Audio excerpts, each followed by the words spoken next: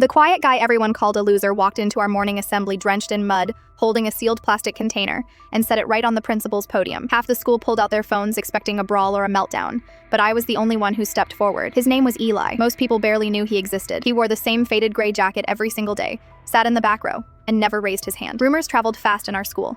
Kids claimed he was lazy, or that he just did not care about anything. The truth was, nobody took 2 seconds to ask about his life. I was not his best friend or anything. My entire connection with Eli came down to one small moment 2 months ago. His bicycle chain snapped in the middle of a heavy rainstorm after class. Everyone walked right past him laughing. I stopped, pulled a small pocket tool out of my backpack, and helped him fix it. He looked up, wiped the rain off his face, and murmured, "I will not forget this man." That was it. 5 minutes of basic human decency. But on the worst morning of his life, that small interaction was the reason he looked to me for help. It was a freezing Thursday in November. A sudden flash flood had hit the lower side of our town overnight. While most kids spent the morning complaining on social media about traffic delays, Eli had been up since 5 in the morning. Just 2 blocks from school lived Mr. Gable, an old retired crossing guard who had safely walked 3 generations of students across the street. His basement was rapidly filling with icy floodwater, trapping his late wife's hand-painted artwork and decades of family memories. While everyone else drove past the house, Eli jumped into knee-deep freezing water, hauling out heavy boxes one by one until the fire department arrived. He did not have time to change. He sprinted straight to school holding the last sealed box containing Mr. Gable's most precious family heirlooms, hoping to find a warm place to store them before the paper ruined. But when he walked into the auditorium shivering and covered in river mud,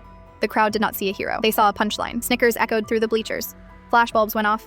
Someone shouted, "Looks like Eli took a swim in the gutter." The vice principal immediately stormed down the aisle, ready to hand Eli a suspension for causing a public scene. Eli stood there frozen, shaking from the cold, his eyes darting across the crowd of pointing cameras. He looked exhausted, like a guy who gave everything he had to do something good, only to realize the world was ready to punish him for it. I did not think twice. I grabbed my spare hoodie from my bag, walked straight past the principal, and draped it over Eli's shoulders. I looked the vice principal dead in the eye and explained what Eli had actually just done.